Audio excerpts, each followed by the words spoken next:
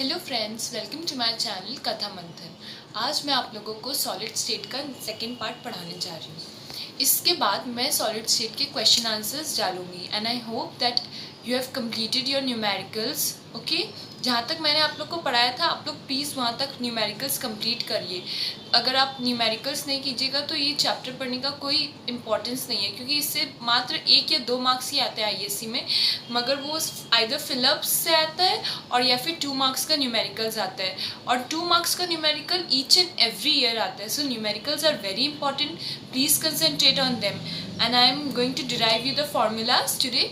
Okay, keep watching it and let's start the video. Packing efficiency. The percentage of total space filled by the particles is called packing efficiency.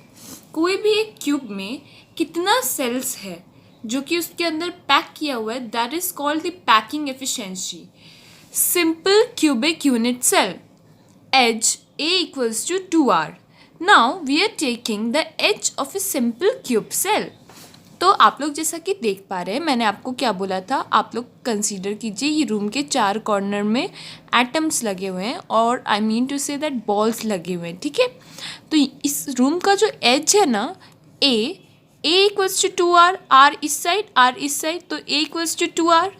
So A equals to 2R. Therefore, packing efficiency equals to volume of unit cell, volume of एक unit cell by volume of that cube. Okay, cube means your room into 100. अब ये जो atom है उसका volume हम लोग क्या सोच के रखे हैं, इट इज़ एटम बॉल की तरह, तो हम लोग उसका वॉल्यूम कैसे लेंगे, 4/3 pi R cube by volume of cube. हम लोग जानते हैं ए क्यूब होता है. ओके, तो 4/3 pi R cube by 8R cube. क्यों? क्योंकि A इक्वल्स टू 2R, तो 2R का क्यूब करने पे क्या आता है, 8R cube into 100 equals to 52.4%. Okay, तो packing efficiency of a simple cubic unit cell is 52.4%. Face centred unit cell face diagonal √2A equals to 4R. हम लोग एज और रेडियस में एक रिलेशन बना रहे हैं. तो देखिए ये ए है, ये भी ए है, तो ये क्या हो जाएगा, हम लोग जैसा कि पिथागोरस थ्योरम लगा करके करते हैं ना, ये ए है, ये भी ए है, तो A² plus A² equals to this square, ये वाला डायगोनल का स्क्वायर, तो 2A² equals to diagonal square, तो diagonal equals to √2A. Okay, तो √2A equals to 4R. This ये वाला R, ये वाला 2R, ये वाला R. ठीक है, तो √2A equals to 4R. Now A equals to 4R by √2. 4R by √2 equals to 2 √2R. Therefore, packing efficiency equals to volume of unit cell by volume of cube into 100. So equals to 4 into 4/3 pi r cube. अच्छा, अब यहाँ पे 4 क्यों, हम लोग ने ये याद कीजिए, ये देखा था सिंपल क्यूबिक यूनिट सेल में एक एटम है, तो फेस सेंटर्ड में कितना आया था हम लोग का, 4 आया था.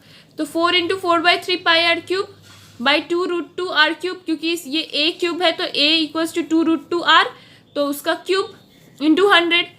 अब ये देखिए आर क्यूब कट जाएगा, फिर उसको कैलकुलेट करके क्या आएगा आपका 74%. ठीक है, तो packing efficiency of a face centred cubic unit cell is 74%. Now body centred unit cell.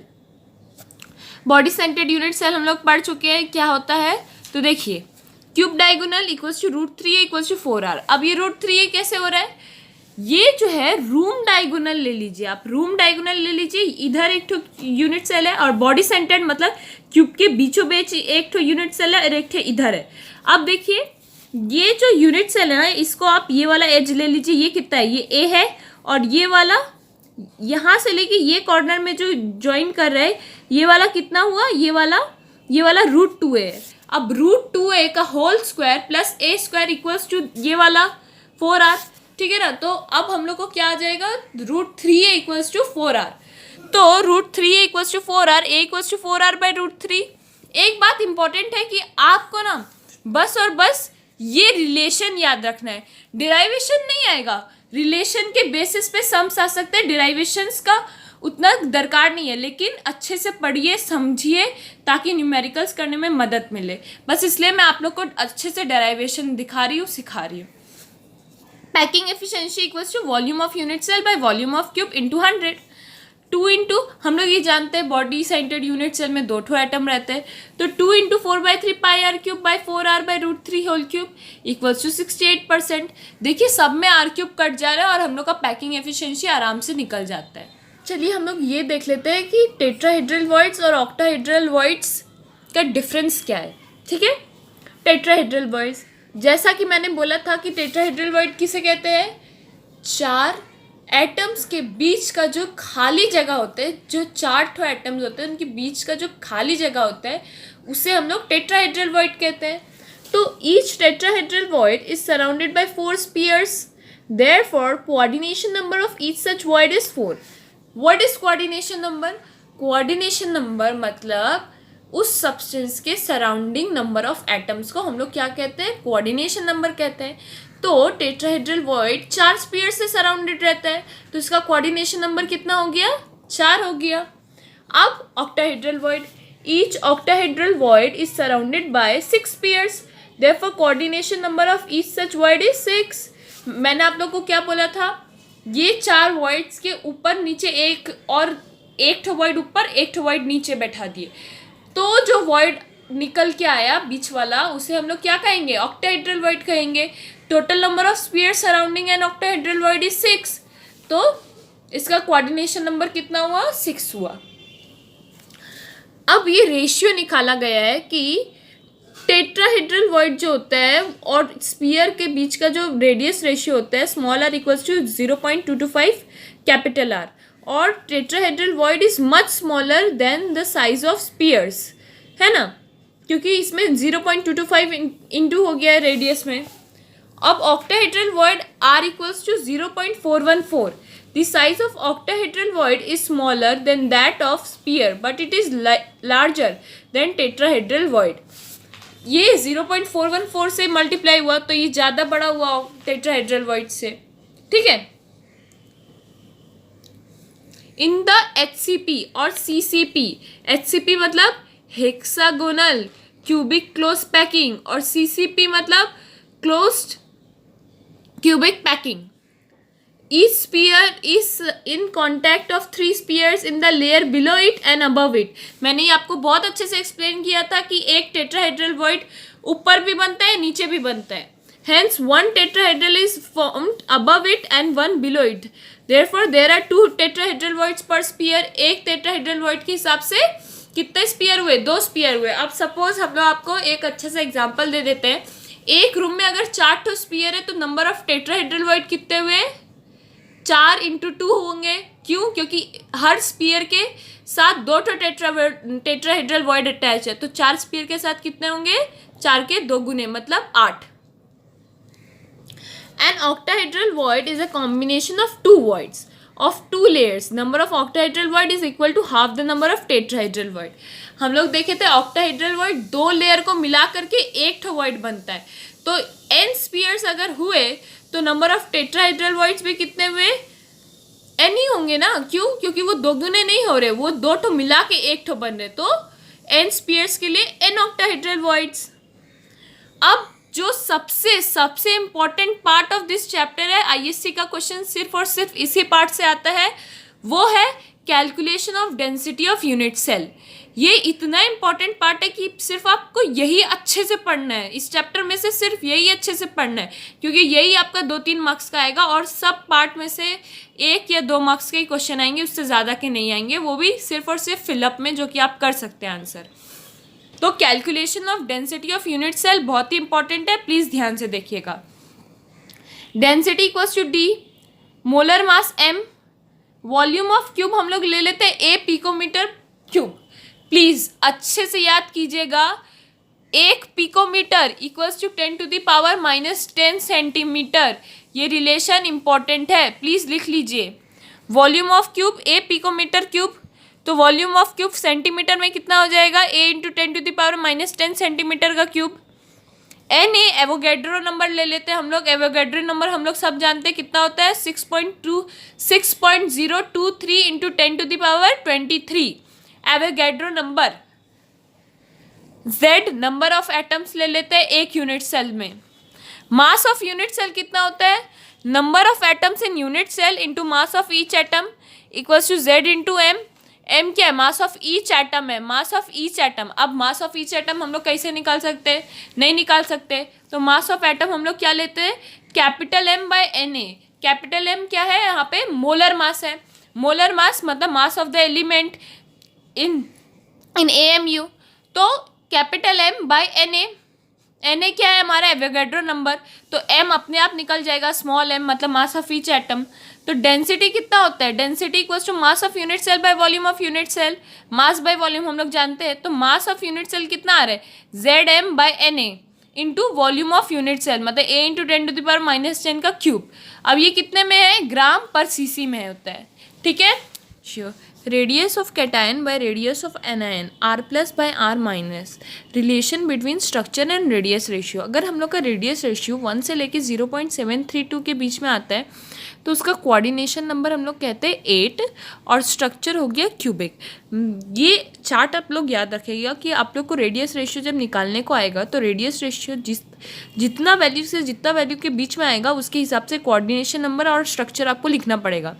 तो रेशियो निकालने आ सकता है आप लोग को, दोनों डिजिट्स दिया रहेगा, आपको रेशियो निकालना है और कहना है कि ये नंबर आया है और ये स्ट्रक्चर है। इस इतना से इतना के बीच में रहेगा रेडियस रेशियो, तो कोऑर्डिनेशन नंबर 8 और cubic structure.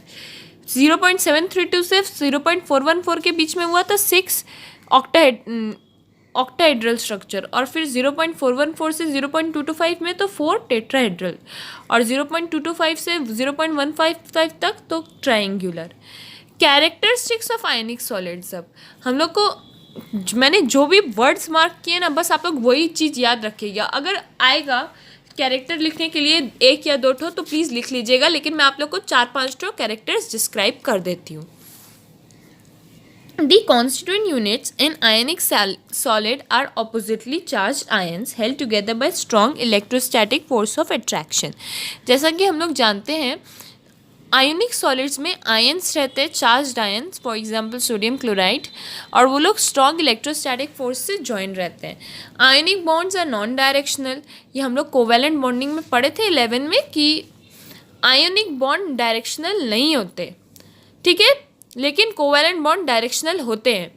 And due to the directional nature of ionic bonds ionic solids do not possess isomerism. इसलिए वो लोग आइसोमेरिज्म भी नहीं दिखाते, जबकि कोवैलेंट कंपाउंड्स कार्बन के बहुत सारे आइसोमेरिज्म दिखाते हैं, इसलिए आयनिक बॉन्ड्स नहीं दिखाते। Crystal of certain ionic solids have similar crystals of certain ionic solids have similar arrangement of atoms as well as geometry. Such crystalline substances are called isomorphs and phenomena is called isomerism. For example, zinc sulfate dot 7H2SO4 7H2O। तो कुछ crystalline solids isomorphism भी दिखाते हैं, ठीक है। Isomorphism क्या होता है ना कि they possess similar arrangement of crystals in their solids, ठीक है, मतलब सिमिलर अरेंजमेंट होता है। कंपाउंड अलग अलग होता है लेकिन अरेंजमेंट मॉलिक्यूल्स और एटम्स का सिमिलर होता है।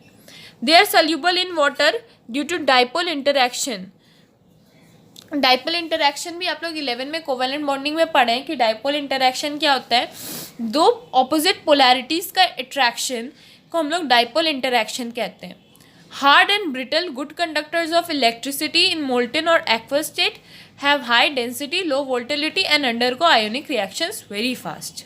By melting point, within each layer the carbon atoms are finely bonded by strong covalent bonds. इसलिए इसका melting point बहुत हाई होता है क्योंकि कार्बन एटम्स एक दूसरे से बहुत फाइनली बॉन्डेड रहते हैं। Low density, graphite has low density due to large distance between successive layers. जैसा कि मैंने बोला था एक लेयर दूसरे लेयर के ऊपर स्लिप कर सकता है, इसलिए इन लोग का लेयर्स के बीच में बहुत कम स्पेस रहता है, इसलिए that's why graphite has low density. Now, what characteristics of molecular solids? In this crystal, molecules occupy the lattice point of the unit cells. Molecules जो है lattice points occupy करते हैं, except in solidified noble gases in which the unit cells are atoms where binding is due to van der Waals forces and dipole-dipole interactions. मैंने कहा था noble gases जो होती है ना वैन डर वाल्स फोर्सेस से अटैच रहती है, इसलिए they have very weak forces of attraction between their atoms. Since van der Waals forces are non-directional, hence structure of the crystal is determined by geometric consideration. Weak forces होने के कारण इसका जो structure होता है well defined नहीं रहता. इसका एग्जाम्पल है solid hydrogen, nitrogen, carbon dioxide, iodine etcetera are well known examples of such crystals in which van der Waals force are acting. Ice is common example in which dipole dipole force of attraction hydrogen bonding is active. Ice जो है बर्फ़ हमारी किस तरह से बनती है, dipole dipole interaction और hydrogen bonding. Hydrogen bonding means water bonding से बनती है. ओके फ्रेंड्स, आज के लिए इतना ही. नेक्स्ट पार्ट में हम लोग पढ़ेंगे imperfections in solids. So thank you friends for okay, this was the chapter. अभी हम लोग पढ़ेंगे imperfections in solid. तो उसके पहले तक आप लोग डेंसिटी पे जितने भी न्यूमेरिकल्स हैं उसको सॉल्व करके रखिएगा. And friends, thank you for watching my channel कथा.